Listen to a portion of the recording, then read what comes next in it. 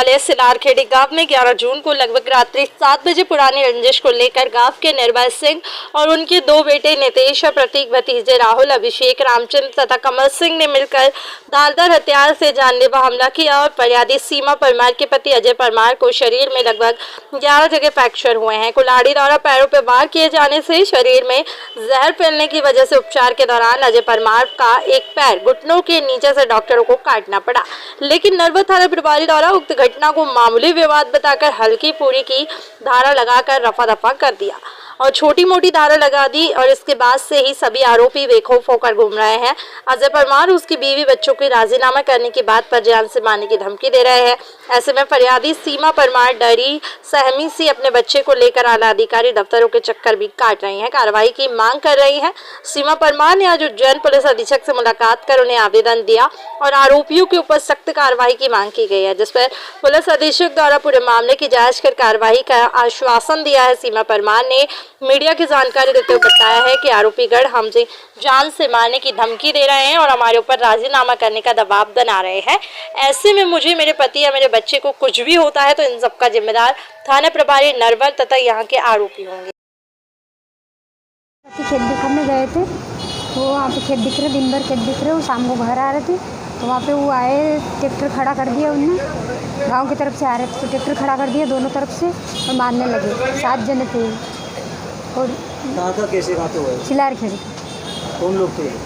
ये निर्भय सिंह और राहुल, अभिषेक, कमल, उनके बच्चे नितेश, प्रतीक और एक उनके ससुर थे रामचंद्र। वो चुनावी रंजिश के लिए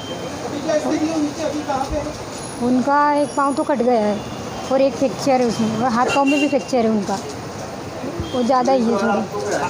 नहीं, अभी तो कुछ नहीं हुआ।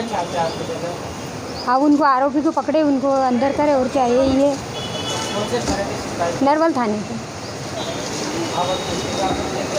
हम उनने बोला कि करेंगे अब कार्रवाई। सीमा परमार। 11 जून की घटना है जहाँ पे अजय परमार पे हमला हुआ था, उसके बारे में क्या स्टेटस रिपोर्ट है अभी तक की? अजय परमार के साथ सिलारखेड़ी गांव में निर्भय सिंह, राहुल और अभिषेक द्वारा मारपीट की गई थी, जो सीधे सिविल हॉस्पिटल उज्जैन में भर्ती हुआ था। वहां से सूचना आने पर वहां पर जाकर सामान्य धाराओं में एफआईआर ली गई थी।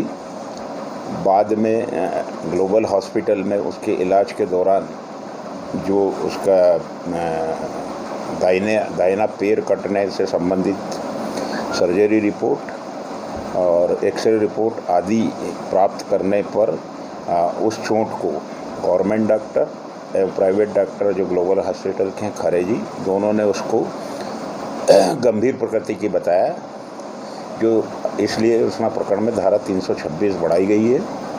आरोपियों की गिरफ्तारी के लिए परसों ही दबिश दी गई है।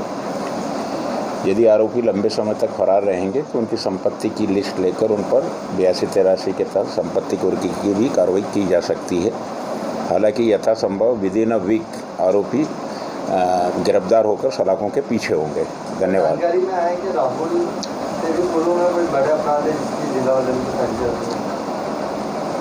आरोपियों के विरुद्ध कुछ अपराध हैं, उसमें निर्भय सिंह के विरुद्ध भी है, राहुल के विरुद्ध भी है, और इस संबंध में जब भी वो जमानत प्राप्त करने की कोशिश करेंगे माननीय न्यायालय को इस संबंध में अवगत कराया जाएगा।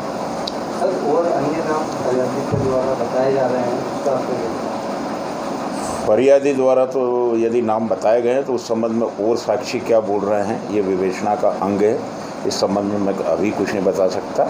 यदि साक्ष्य उनके विरुद्ध और लोगों के विरुद्ध भी आती है तो उनके नाम भी इसमें सम्मिलित किए जाएंगे।